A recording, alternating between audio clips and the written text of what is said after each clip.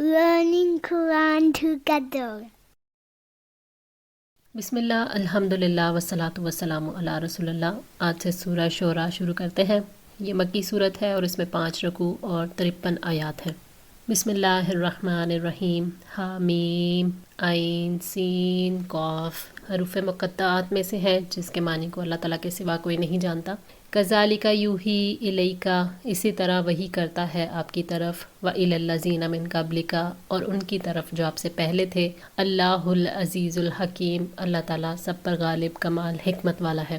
یعنی جس طرح یہ قرآن آپ پر وحی کے ذریعے اتارا گیا، اسی طرح پہلے انبیاء پر بھی کتابیں اور صحیفے نازل کیے گئے۔ اللہ تعالیٰ نے فرمایا انا اوحینا الیک کما اوحینا الی نوح والنبیین من بعدہ، ہم نے آپ کی طرف بھی بلا شبہ ایسے ہی وحی کی ہے جیسے ہم نے نوح اور اس کے بعد کے نبیوں کی طرف کی تھی۔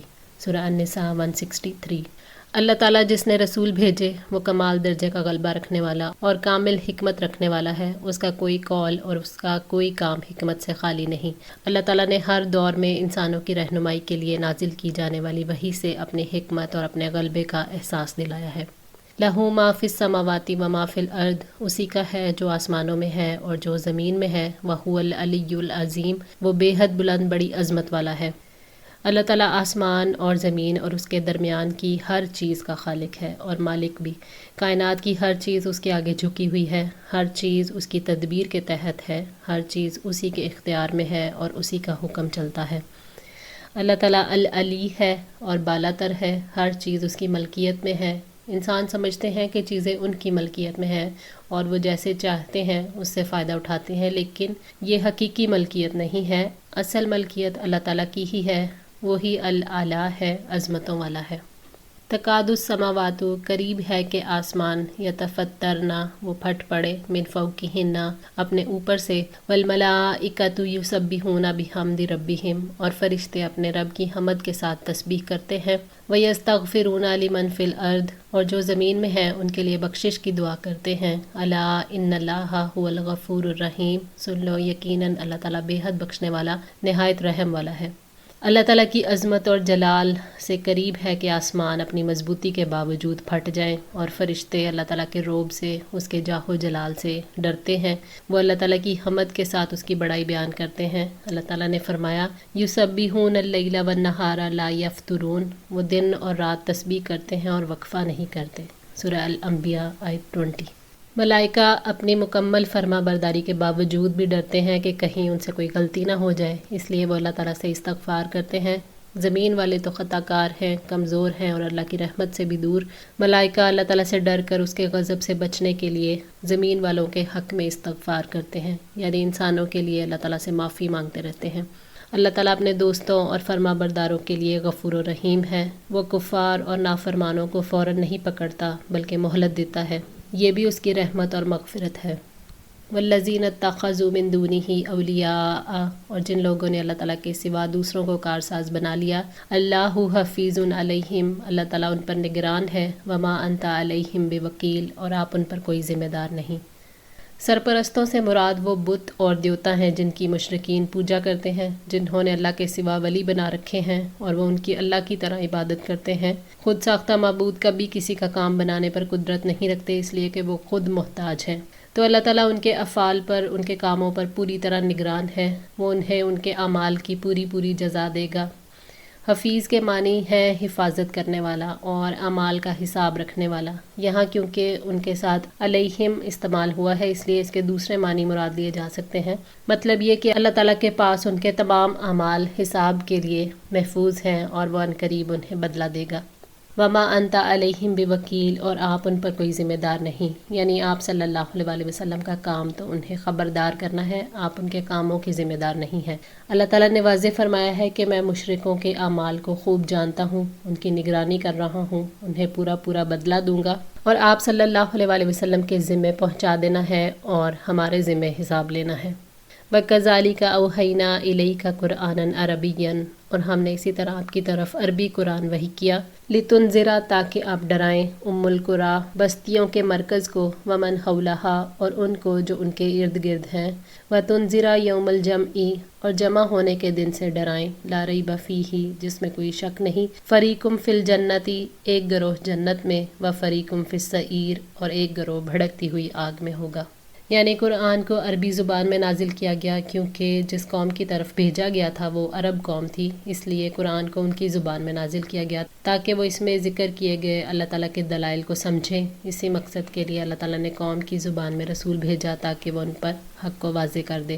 قرآن کے نازل کرنے کا مقصد یہ ہے کہ آپ صلی اللہ علیہ وآلہ وسلم اللہ تعالیٰ کے احکامات، شرک، کفر، ظلم اور فساد کے انجام اور اس کے عذابوں سے مکہ والوں کو اور تمام دنیا کے انسانوں کو آگاہ کریں۔ ام القریٰ کے لفظی معنی ہے بستیوں کی ماں یا جڑ، ومن حولہا سے مراد ساری دنیا ہے۔ مکہ کو ام القریٰ اس لیے کہا گیا کہ وہ زمین پر تمام شہروں سے افضل ہے۔ نبی صلی اللہ علیہ وآلہ وسلم نے مکہ کے بازار میں کھڑے ہو کر فرمایا، اے مکہ، اللہ کی قسم تو اللہ تعالیٰ کی ساری زمین سے اللہ کے نزدیک زیادہ محبوب اور افضل ہے، اور تو مجھے بھی اللہ کی ساری زمین میں سے زیادہ محبوب ہے۔ اللہ کی قسم اگر مجھے تیرے اندر سے نہ نکالا جاتا تو میں تجھے کبھی نہ چھوڑتا۔ جامعہ ترمذی 3925۔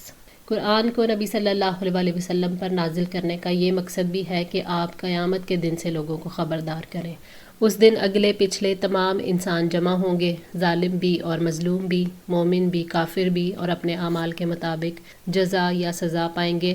جس کسی نے اللہ تعالیٰ کی اطاعت کی ہوگی اور حرام کردہ کاموں سے دور رہا ہوگا وہ گروہ جنت میں ہوگا، اور اللہ تعالیٰ کی نافرمانی کرنے والا اور حرام کام کرنے والا گروہ جہنم میں جائے گا۔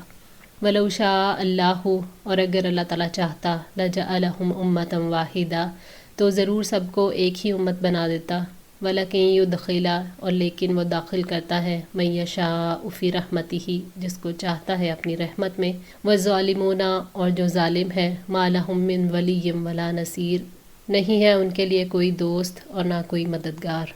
یعنی اگر اللہ تعالیٰ کو منظور ہوتا تو ساری دنیا کو ہدایت کے راستے پر ڈال دیتا، نہ کہ گمراہی کے راستے پر، لیکن اس نے لوگوں کے درمیان فرق رکھا، کسی کو ہدایت کی توفیق دی اور کسی کو گمراہی کا راستہ۔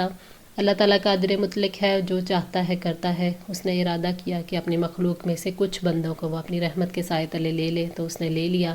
اللہ تعالیٰ نے انسانوں کو آزمانے کے لیے ارادے اور اختیار کی آزادی دی، جو اس کا درست استعمال کرتا ہے اللہ تعالیٰ کی رحمت کا مستحق ہو جاتا ہے، اور جو غلط استعمال کرتا ہے وہ اللہ کی رحمت سے دور ہو جاتا ہے، اور ایسے ظالموں کا کوئی مددگار نہیں۔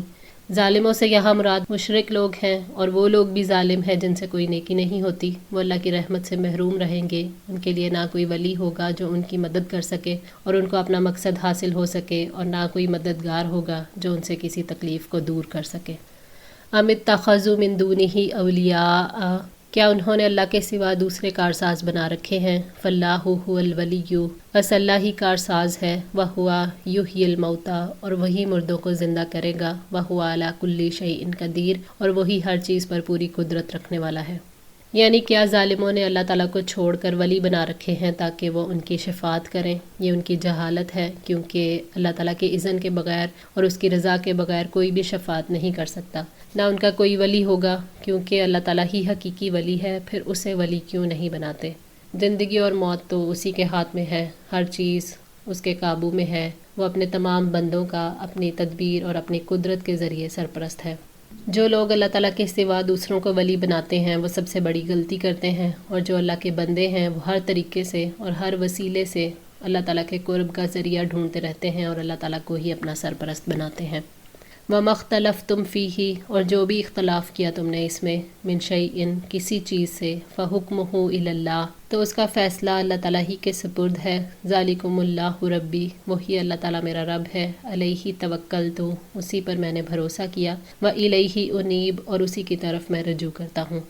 یعنی دین اور دنیا کے معاملات جن میں تم ایک دوسرے سے متفق نہ ہو، تمہارے درمیان اختلاف ہو جائے تو اسے اللہ تعالیٰ کی کتاب اور اس کے رسول کی سنت کی طرف لوٹا دو۔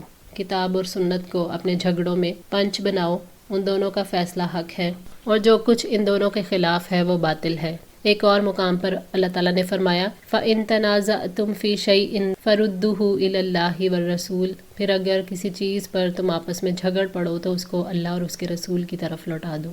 سورہ النساء 59۔ ذالکم اللہ ربی، وہی اللہ تعالیٰ میرا رب ہے، اس کے سوا کوئی رب نہیں، میں نے اپنے سارے معاملات کو اس کے سپرد کیا، وہ میرے لیے کافی ہے، میں اپنی زندگی کے سارے معاملات اور ہر لمحے میں اسی کی طرف رجوع کرتا ہوں۔ نبی صلی اللہ علیہ وآلہ وسلم کی زبان سے اس بات کے اقرار پر کہ اللہ تعالیٰ میرا رب ہے اور میں اسی پر توکل کرتا ہوں اور اسی کی طرف رجوع کرتا ہوں، اس کے انسانی نفسیات پر بڑے گہرے اثرات مرتب ہوتے ہیں، کیونکہ لوگ یہ سوچتے ہیں کہ جب اللہ کے نبی جو ہدایت پر ہیں وہ اپنے فیصلے کے لیے اللہ تعالیٰ کی طرف جاتے ہیں تو پھر ہم اپنے معاملات میں کسی اور طرف کیسے جا سکتے ہیں۔ اللہ ہی نبی صلی اللہ علیہ وآلہ وسلم کو جدھر موڑنا چاہتا ہے موڑتا ہے، تو پھر ہماری زندگیوں کو بھی اللہ تعالیٰ جدھر چاہے موڑ سکتا ہے، کیونکہ وہ ہمارا رب ہے، اسی پر ہمارا اعتماد ہے اور ہم اسی کی طرف رجوع کرتے ہیں۔ آج کے لیے اتنا ہی، دعا ہے اللہ تعالیٰ ہماری اس کوشش کو قبول فرمائے، ہماری غلطیوں کوتاہیوں کو معاف فرما کر ہماری اصلاح فرمائے۔ جزاکم اللہ خیر، والسلام علیکم ورحمۃ اللہ وبرکاتہ۔